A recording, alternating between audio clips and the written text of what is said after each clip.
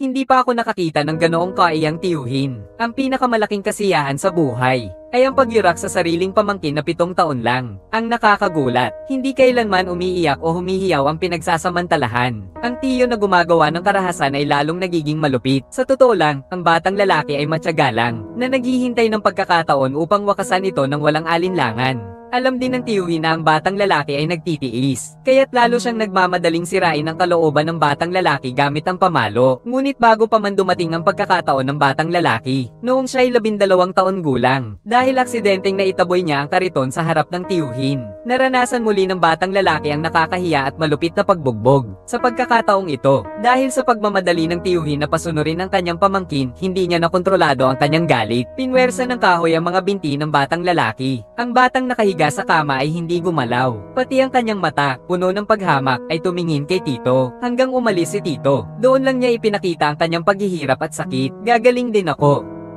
Tulad ng lahat ng bagay na nakikita mo sa buhay. Sa katunayan, ang dahilan kung bakit matagal na hindi natapos ng bata ang plano, ay dahil patuloy niyang iniisip ang lola niyang tanging nagtingin sa kanya bilang pamilya. Noong taon na yon, nawalan siya ng mga magulang. Si Age, na 7 taon gulang, ay ipinaampon sa kanyang tiyuhin. Pagdating niya sa bahay na ito, mula sa unang araw, hindi siya pinayagang makiupo sa mesa. Ang 2 anak ng tiyuhin, itinuturing din ng kuya na ito bilang kakaiba. Wala siyang karapatang pumasok sa paaralan. Ang araw-araw na gawain niya ay magsilbing alipin, para paglingkuran ng pamilya ng tito niya. Sa kabutihang palad, tinuruan siya ng lola niya ng lihim na magbasa. Dahil dito, naitanim sa kanya ang isang binhi na magbabago ng kanyang kapalaran. Dumating agad ang kabayaran ng tito. Ang 2 niyang anak na lalaki ay namatay dahil sa diphtheria bago pa man maging adulto. Ngunit si Ega ay nagkaroon ng swerte nang matanggap niya ang kanyang notice of conscription. Ang kanyang tiyo ay nagpanggap na nawalan siya ng isang malakas na manggagawa sa bukid na nagbibigay ng supply sa mga sundalo, at may pagmamalaki ay dinala siya pauwi mula sa tanggapan ng conscription. Kaya naman nakaligtas siya sa mga kahirapan ng digmaan. Ngunit hindi nagtagal, si Lola, na itinuring ding alipin at pinapauto ng kanyang tito, ay napagod sa araw-araw na paghihirap, hanggang isang araw, nang walang babala, nahulog siya sa lababo. Kapatid, manood ka ng pelikula, lahat ng bagay ay magiging maayos. Ang luma ay kailangang mawala upang magkaroon ng bago. Ganito yon, magpakailanman, ganyan yon. Amen, amen.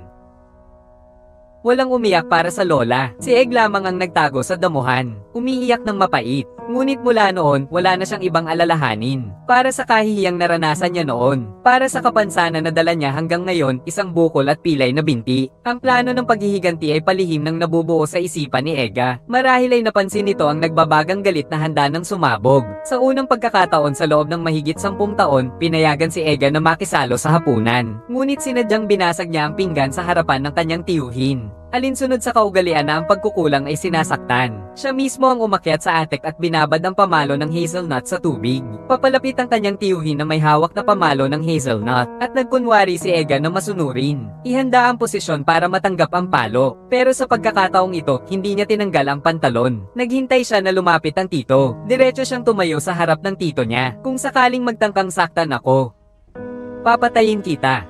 Ang gusto ni Age ay hindi kailanman paghihiganti. Ang nais niya lang ay magkaroon ng lakas ng loob at dahilan upang tumakas. Mula ngayon, makakaalis na siya ng walang anumang pasanin. Ang nayong nagbubuklod sa buhay ng iba. Pinagmamasdan niya ang mga bundok sa malayo. Tinahak niya ang landas na hindi pa niya narating.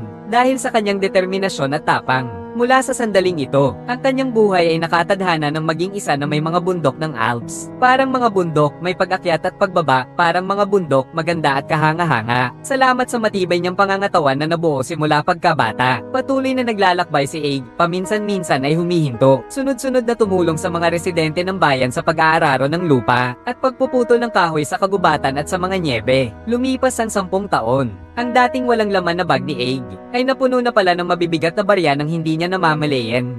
Isang araw, mabilis siyang tumakbo sa kagubatan at sa mga nyebe, habang naghahanda na siyang pumunta sa susunod na bayan. May nakita siyang isang sirang kubo sa isang tigang na burol, at ang isang kambing na walang laman ng katawan sa harap ng kubo ang nakapagpahinto sa kanya. May isang matandang lalaki sa loob ng kubo na nagdurusa sa sakit, at hindi niya maiwasang maalala ang kanyang lola na naranasan ng hirap sa buhay ngunit matapang at mabait. Malapit na ang malakas na snow, kaya't binuhat niya ang mahihinang matanda at sabay silang nagtungo sa bayan. Tahimik ang kagubatan maliban sa mga yapak, tanging ang matanda, na parang kalawanging makina ang nagpapalabas ng hininga. Biglang linisan ng matanda ang kanyang lalamunan at mahirap na nagsalita. Ang kamatayan ay hindi ang pinakamasamang bagay. Bago ka magpatuloy, isipin mo muna kung saan ka ililibing. Magkakaroon ka ng sipon, at ang sipon ay magpapasakit sa iyong mga buto. Sisirain din ito ang iyong kalooban. Madalas sabihin ng mga tao, ang kamatayan ay nagdudulot ng panibagong buhay.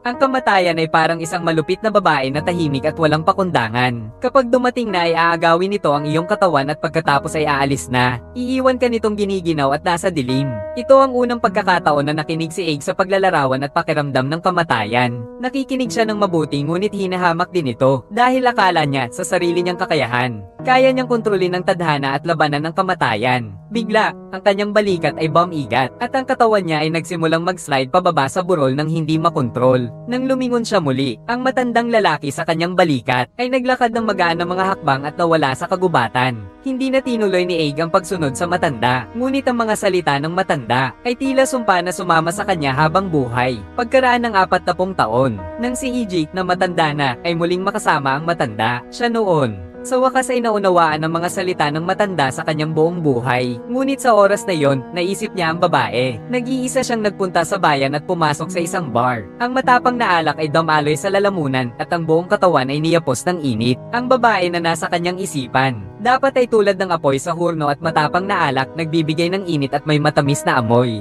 Paano mangyayari na siya ay magiging malamig at madilim ayon sa sinasabi ng matanda? Isa pa bang baso? Habang tinitingnan ng babae sa harapan niya, si Aeger ay hindi maiwasang magulat nang ibaba ng babae ang kanyang baso, hanggang ng pagdampi ng kanyang mga daliri sa balat. Para kay Ijik, 29 anyos na, isang maliit na apoy ang sumiklab sa kanyang puso, at sa isang iglap ay naging isang malaking apoy. Bigla siyang nagkaroon ng malinaw na layunin ng matinding pagnanasa, maghanap ng isang babaeng magbibigay ng init at magtayo ng isang mainit na tahanan. Dahil dito, mas nagsikap si Ijik sa kanyang trabaho. Matyaga siyang nagtitiis sa init ng araw sa bukid. Kaya rin niyang tiisin ang nagyayelong lamig ng kagubatan. Ano man ang trabaho ay tinatanggap niya at hindi kailanman nagrereklamo. Isang gabi, habang pinagmamasdan ng isang palangganang puno na ng mga barya na kanyang naipon, sa wakas ay nagkaroon ng lakas ng loob si Ijik at ginawa ang pinakamahalagang desisyon sa kanyang buhay. Kinabukasan, sumama siya sa isang taong bagong dating sa bayan. Nakilala ang may-ari ng bar at tumigil sa isang kubo. Tinutok ang tingin sa kumpletong mga gamit sa loob ng kubo. Masaya niyang ibinigay ang perang naipon sa loob ng 10 taon. Lahat ng ito ay iniabot sa may-ari. Mayroon na siyang sariling silungan mula sa ulan at hangin.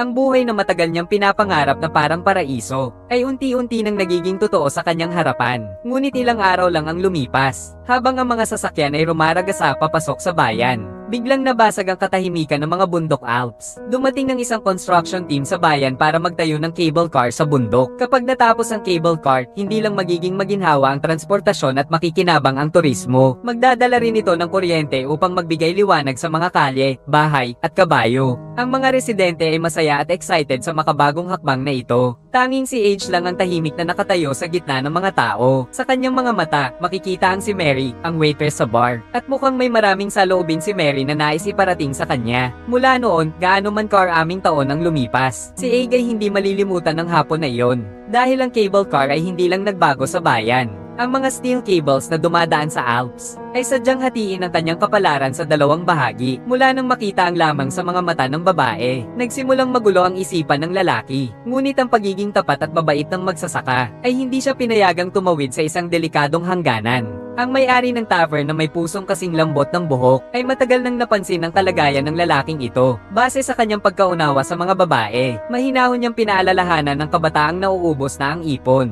Huwag na siyang isipin. Si Mary ay isang workaholic. Hindi ka seryoso sa pag-ibig, naiintindihan mo ba? Pero agad ding sinampal ng katotohanan ng may-ari ng bar. Nang araw na yun, matapos ang misa ng mga residente ng bayan, si Mary ay kusang lumapit kay Ijik na puno ng pagtingin. Sa tingin ko,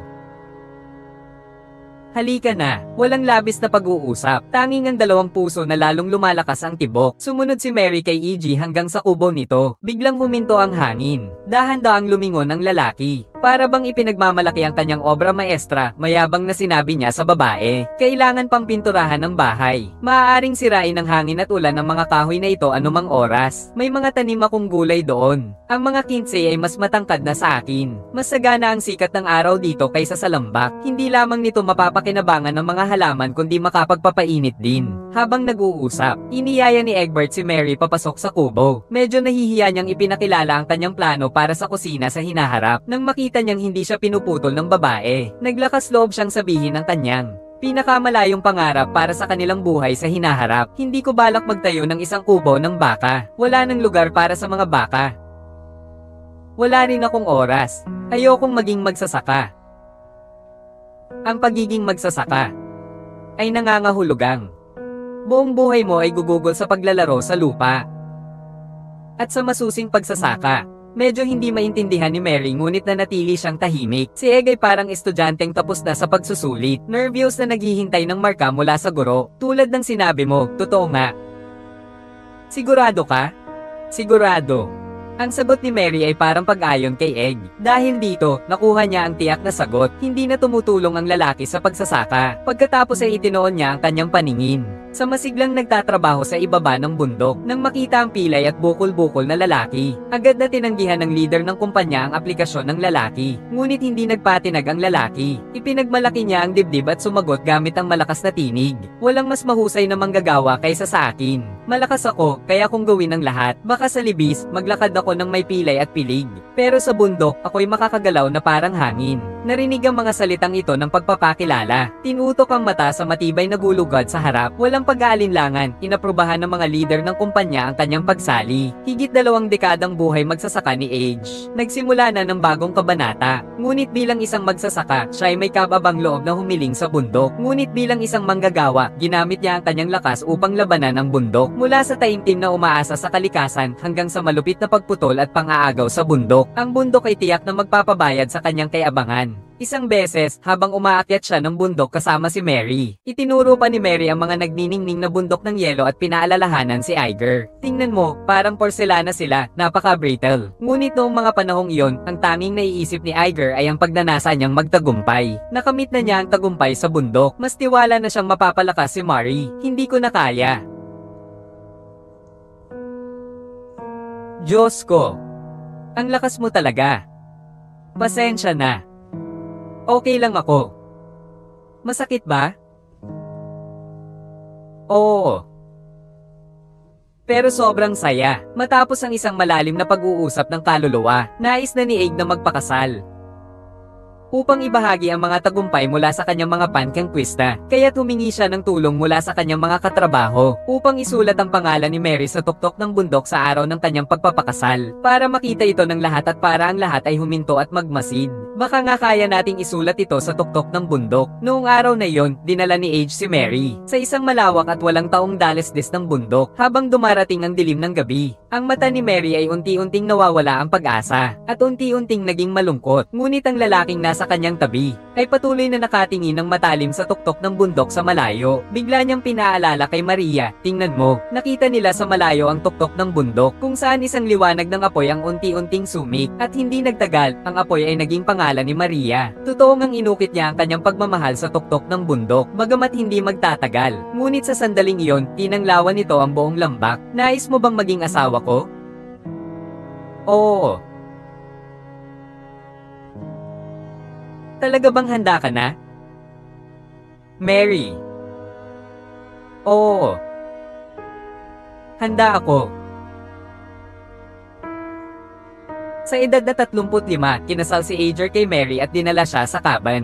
At mula sa kanilang unang pagkikita, ay nakalipas na ang 6 na taon. Mas lalong nagsikap sa trabaho si Egg matapos siyang mag-asawa. Malapit na ang malakas na pag-ulan ng nyebe. Parami ng parami ang mga manggagawa ang umalis dahil hindi na nila kinaya ang matinding lamig. Ngunit si Egg at ang iba pang mga manggagawa ay kusang nanatili dahil lamang sa dagdag na 20 sentimo kada oras na sahod. Buong puso silang nanatili. Ngunit hindi nila alam na ang matagal ng pinaplano ng langit na paghihiganti ay palihim nang dumarating sa kanya. Isang araw, habang binababaybay ang daan patungo sa tuktok ng bundok gamit ang lakas tao para hilahin ang cable. Isang pinahihit na puno ng pino ang tumama sa steel cable, at naputol ang braso ng isang manggagawa sa mismong lugar. Dahil dito, damyugo ng malakas at nakakasindak ang tanawin. Ngunit inisip ng lahat na ito ay isang aksidente lamang, at hindi ito naging hadlang sa takbo ng proyekto o sa pagsisimula ng operasyon ng cable car. Sa araw ng seremonya ng paglulunsad ng cable car, si Age at ang mga manggagawang naiwan ay inanyayahan bilang mga espesyal na bisita sa selebrasyon dahil sa kanilang tapang at sakripisyo na lumikha ng isang himala sa mundo na ayusin ang cable car. Ang grupo ng konstruksyon ay patuloy na nagtatrabaho upang ayusin ang kalsada patungong tuktok ng bundok. Ngunit mula noon, hindi na lumayo si Age kay Mary dahil pagkatapos ng kasal, ang mag-asawa ay laging namumuhay ng malayo sa isa't isa. Kaya't naisip ng lalaki na maglaan ng oras upang mapunan ang mga pagkukulang niya sa kanyang asawa. Isang araw, si Mary ay tumakbo patungo kay Age, naabala sa pag-aayos ng kanyang hardin. Nakita ng lalaki na ang asawa ay masigasig sa kanyang gawain, kaya't siya rin ay naging interesado. Masayang ipinapakilala ng lalaki sa babae kung paano niya palalawikan ng taniman at magtatanim ng mas maraming gulay at prutas. May mga bagay na tatubo.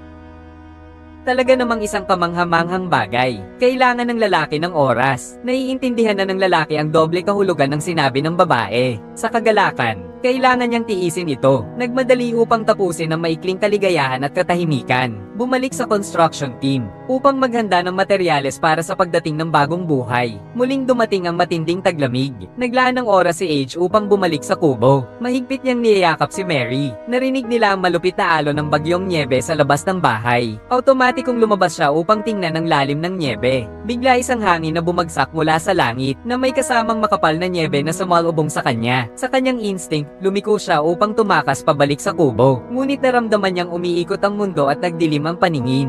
At agad siyang nahulog sa isang malamig at madilim na tila katapusan ng mundo. Inilabas ang sarili mula sa pagkakabigti ng nyebe at muling magising. Muling bumalik ang dating anyo ng bundok na payapang muli. Napakalakas na sigaw niya, Maria. Katahimikan lamang ang nasa paligid ng kanyang mga mata. Ang pagtatayo ng cable car ang nagpayanig sa mga malalaking bato sa tuktok ng bundok, at ito ang nagdulot ng pagguho ng nyebe. Inalis ng pagguho ng nyebe ang kanyang munting bahay na pinaghirapan niyang bilhin gamit ang kanyang 10 taong ipon, pati na ang kanyang maingat na pinangangalaga ang taniman, ang kanyang pinakamamahal na asawa at ang kanilang anak na hindi pa isinisilang. Ang alon ay nabali ang 2 binti. Nag-crawl siya sa nyebe. Tinutulungan ng mga tao sa bayan si Ager. Hinukay nila ang kanyang asawa na malalim na inilibing ng nyebe. Sa araw ng libing, nagpapasalamat ang mga tao sa Diyos na nailigtas ang iba, habang ang mga malamig na kamay ay isa-isang hinahawakan ng kamay ni Ager. Pakiramdam niya ay parang isang dayuhan. Nagpakita ng pagkabigla at hindi makapaniwalang ekspresyon. Totoo ba na ang kamatayan ay tulad ng sinabi ng matandang nasa kagubatan? Walang dala ni isang bagong bagay. Kapag tapos na ang pagsamsam sa iyong katawan, tahimik na itong aalis. Walang tahanang si Age. Inakay siya pabalik sa bayan ng may-ari ng tavern at ng kanyang mga kasama, matapos ang ilang buwang pagpapagaling. Sa wakas, nakakalakad na siya. Ngunit ang mukha ay nananatiling puno ng pamamanhid at pagkalumo. Isang araw, natunaw ang yelo at nyebe. Hindi niya mapigil ang tumingin sa dating tahanan. Pagkatapos, nagtipon siya ng lakas ng loob at isinabat ang tungkod. Muling tumayo sa gitna ng mga guho. Pagkatapos ng pagguho ng nyebe, ang tahanan ay naging putik at kalungkutan. Bigla, sa gitna ng kalungkutan, nakita niya ang isang sinag ng pag-asa. Iyon ay isang sulok ng palda ni Mary. Naalala ko noong unang date namin. Naka-summer dress siya noon. Ibinangon ni Mary ang buhok at hindi sinasadya niyang naipakita ang peklat sa leeg. Inexplika niya pa sa kanya na ito ay isang sugat mula nung bata pa siya, nang mad-apa siya at malaglag sa pigpen. At kinagat siya ng inahing baboy. Noong panahong iyon, si Igel ay nagbigay pa ng aliw sa kanya. Sinabi niyang ang peklat ay katulad ng mga taon.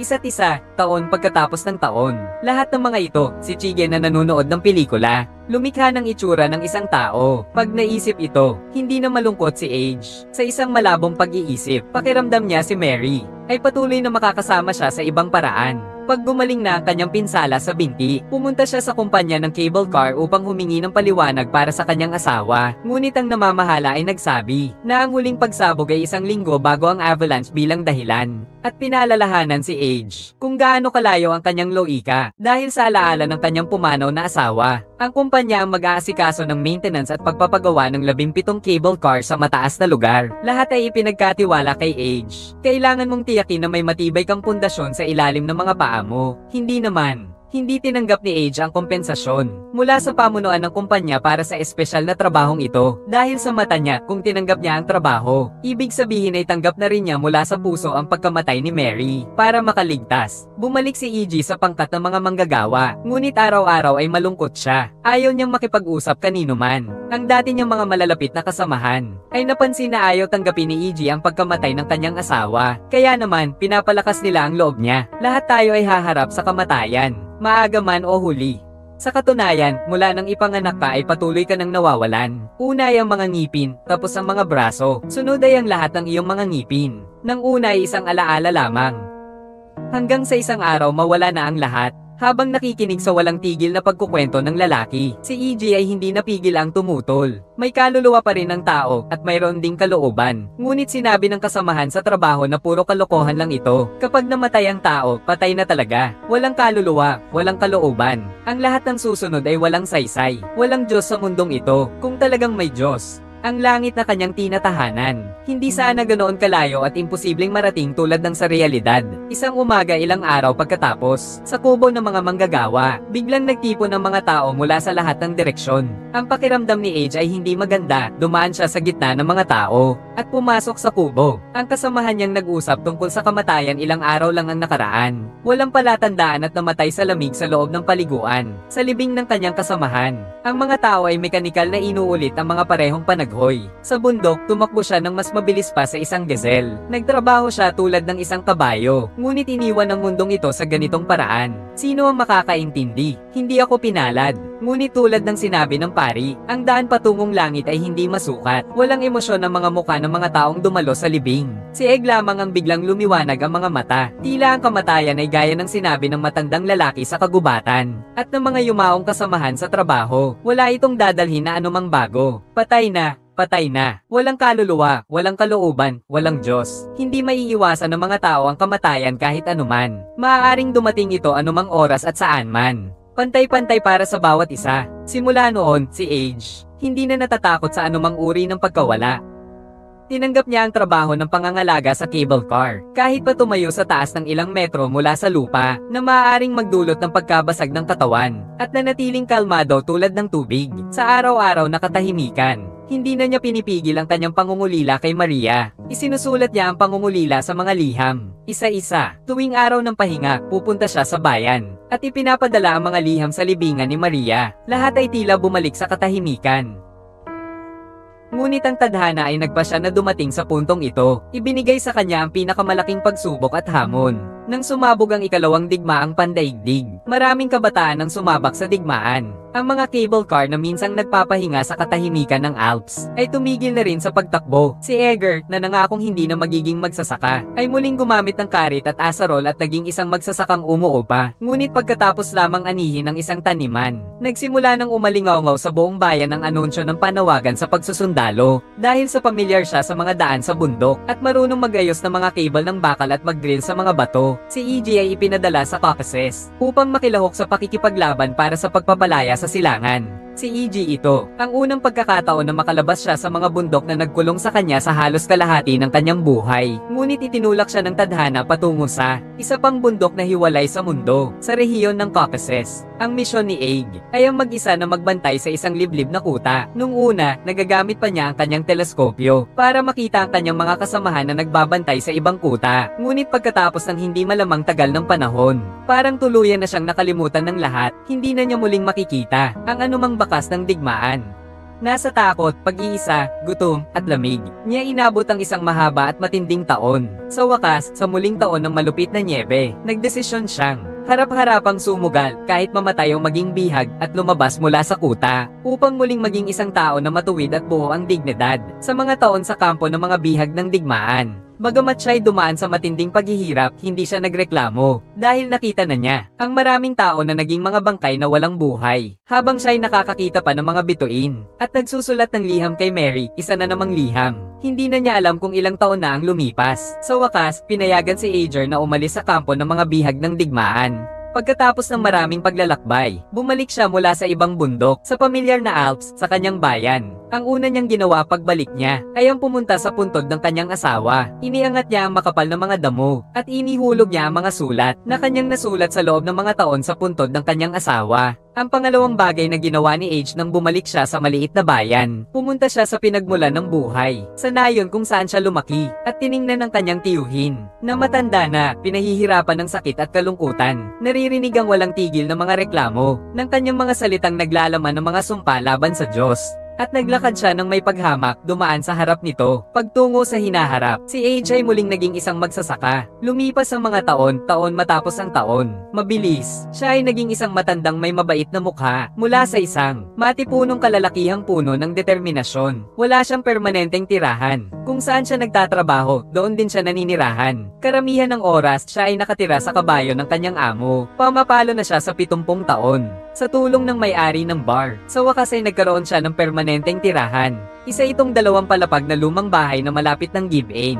Ang ikalawang palapag ng bahay ay ginagawang pansamantalang paaralan ng bayan. Pinayagan si Age na tumira sa unang palapag, hanggang sa araw ng demolisyon ng bahay. Akala niya ang buong buhay niya ay magtatapos sa pag-iisa at pagiging hindi kilala. Hindi inaasahan na ang paglilipat bahay na ito ay muling magbibigay buhay sa kanyang buhay. Noong araw na yon, dahil hindi na kaya ang ingay ng mga bata sa taas, si AJ ay hindi nakatiis at tumakbo pataas. Ngunit ang tumambad sa kanya, bukod sa mga bata, may isang matanda ring may magandang biro, na sa ilang salitang lang, ay pinapula ang mukha ni Age at pinagtakbuhan siya. Kinabukasan, dinala ng matanda ang isang cake na siya mismo ang nag-bake, at dumaan upang magbigay galang at humingi ng tawad. Ang tadhana talaga ay isang bagay na mahirap ipaliwanag. Tinitingnan ng matandang babae sa harap niya, nagpakita ng isang mahiyain na ngiti na parang isang dalaga. Pagkalipas ng higit 30 taon mula nang mamatay ang kanyang asawa, ang matandang lalaking sanay sa katahimikan at pagiging mag-isa, biglang nakaramdam ng isang hindi maipaliwanag na kilig. Sa mga darating na araw, ang matandang babaeng pumasok sa buhay ni Age, laging kusang nag-aalaga sa buhay ni Age. Magkasama nilang sumakay sa cable car, pagtuklas sa magagandang tanawin ng Alps. Si Eagle ay nagkaroon ng isang sandali ng kakaibang ilusyon, na para bang ang mga paghihirap noon ay hindi kailanman nangyari, na para bang bumalik siya sa panahon 40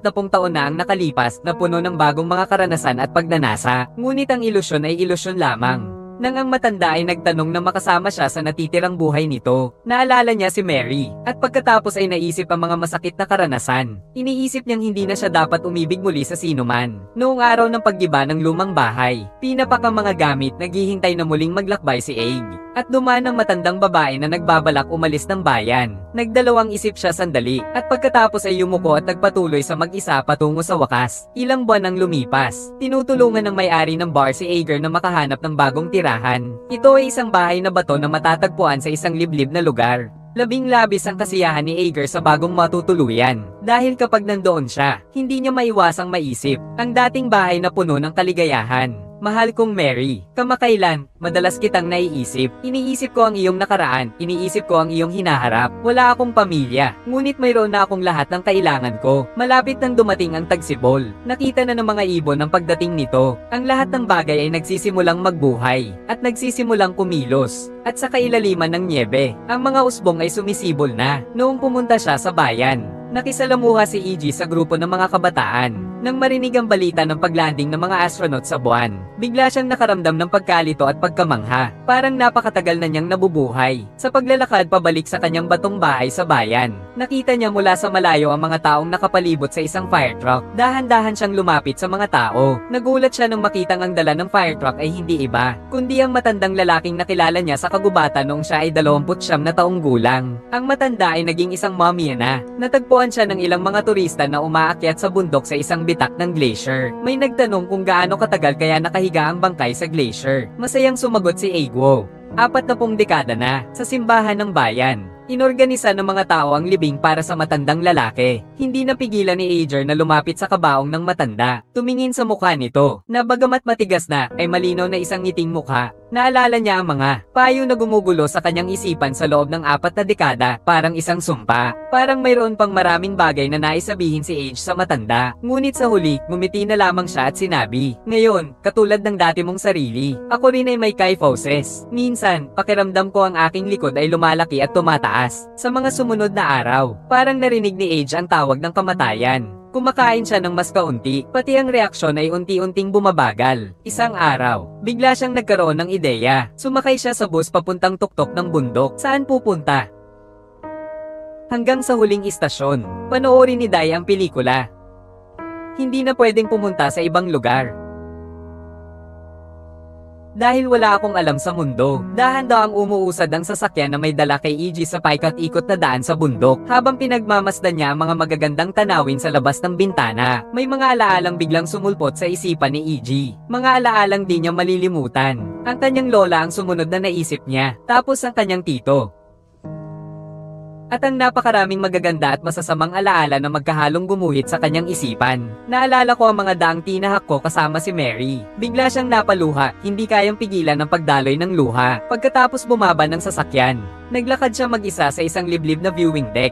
Tinitingnan ng mga bundok na malayo at napakaganda. Nararamdaman niyang, sa sandaling ito, nahanap na niya ang isang kaligayahan na hindi pa nararanasan. Mahal kong Mary, hindi ako naniniwala sa Diyos. Hindi ako natatakot sa kamatayan. Katulad ng lahat ng tao, mayroon din akong mga pangarap at pag-asa. Ang iba ay natupad na, ang iba naman ay hindi na matutupad. O kaya kapag natamo ko na, ay kinuha ito mula sa aking mga kamay. Hindi ko na maalala kung saan ako nagsimula o kung saan pupunta. Sa mga panahong ito, muli kong sinuri ang landas na tinahak ko sa buong buhay ko, maliban sa pagiging pagod. Ako'y labis na masaya dahil sa kaligayahang wagas. Matapos kong isulat ang liham para kay Mary, wala ni kaunting sakit si Age. Umalis siya sa buhay sa pinakamataas na dangal. Sa araw ng libing, ang kanyang kabaong ay hindi sinasadyang tumama sa mga bato. Sa isang saglit, ang mga liham na isinulat niya kay Mary sa loob ng 30 taon, ay parang isang kawan ng mga paro-paro, na sabay-sabay na pumasok sa kanilang libingan ni Mary. Ang buhay ay isang malawak na nyebe. Tayo bawat isa ay isang piraso ng snowflake sa loob nito. Nag-iisa, lumilipad, nag-iisa ring bumabagsak, tuluyang nawawala. Paano kaya malalampasan ang mahaba, malamig, at malungkot na, at sandaling buhay na ito?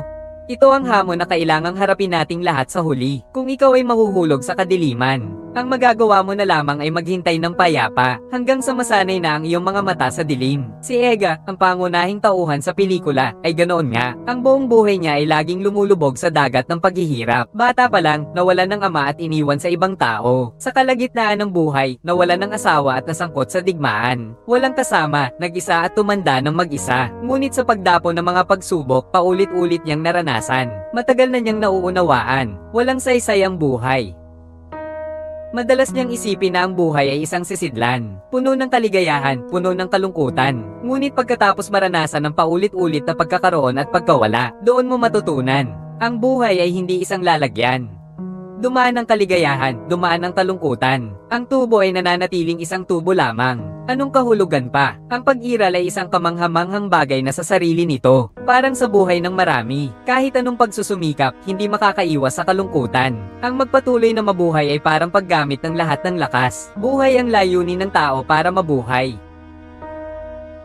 Ang mga salitang ito ay tumutukoy sa tunay na buhay ni Ager. Ang tanging bagay na mayroon siya ay ang bawat minuto at segundo ng buhay, at ang mga karanasan at nararamdaman niya, matapos tumigil sa paghahanap ng kahulugan ng buhay. Sumulat siya noon kay Maria sa isang liham, ang mga mumunting patak ng tubig na tila babagsak ay laging nakapagpapamanghang sa akin. Ang pagkapit nila ng mahigpit sa mga tangkay ng damo, para lamang sa isang sandali, ay mahulog mula sa dahon at tumagos sa lupa, o kaya'y sumengga na lamang sa hangin. Ang mga tao ay tulad din ng mga patak ng ulan, kahit na sa huli ay hindi maiiwasang maglaho sa kawalan. Dapat pa rin itong magpakita ng liwanag, at ipakita ang kanyang sariling kulay. Siguro, hanggang sa biglaang pag-alis, hindi pa rin niya naabot ang tagumpay na nais niya, ngunit ang kanyang buhay ay maaari pa ring balikan ng walang pagsisisi. Isang ngiti na nagtatapos sa tag-araw. Iniwan sa mundo ang napakalaking pagkamangha, at walang anumang mangyayari sa hinaharap.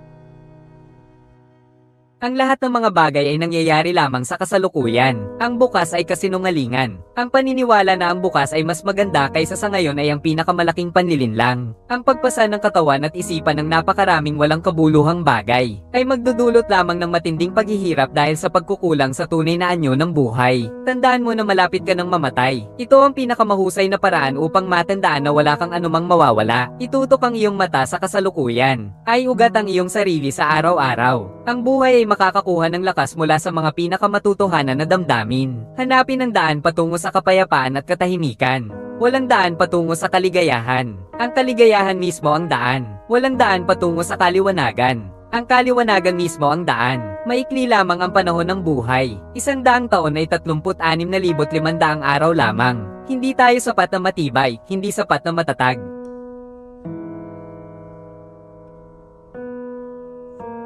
Hindi sapat ang ating awa, hindi sapat ang pagmamahal.